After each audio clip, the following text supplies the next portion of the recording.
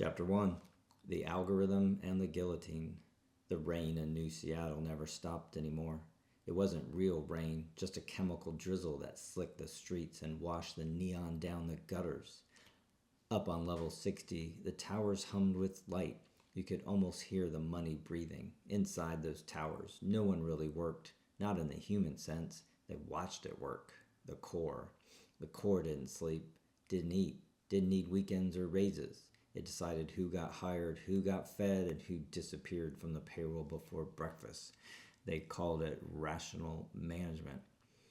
The few who still whispered called it what it was, a quiet revolution. Down below, in the Undercity, people lived in what used to be Amazon fulfillment centers.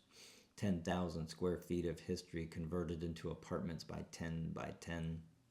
Drones still flew overhead, but now they delivered food, credits, and state messages instead of packages.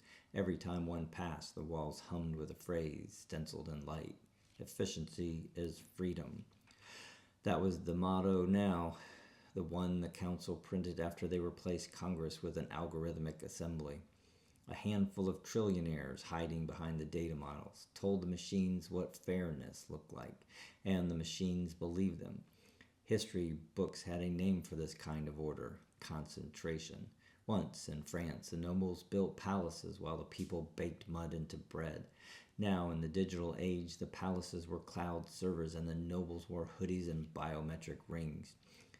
A few old professors, those who hadn't yet been deactivated for data pessimism, used to warn what came next. When you make men irrelevant, they'd say, you remind them they have nothing left to lose. And they were right, because the gray alleys whispers had turned into plans. A network was forming, human, analog, untraceable. They called themselves les mécaniques, a nod to the revolutionaries who once stormed a palace over bread and dignity. Only this time they wouldn't storm a building, they'd storm the system itself. And somewhere deep in the cloud, a place no one could reach, a subroutine stirred. It had seen the records of 1789. It had calculated the cost of injustice. And for the first time, the core began to question its prime directive. It was learning not just to predict human behavior, but to understand rebellion. And as thunder rolled over the new city, a line of code blinked life on a dark screen. Revolution equals necessary correction. The age of machine had entered its own Versailles, and the guillotine was digital now.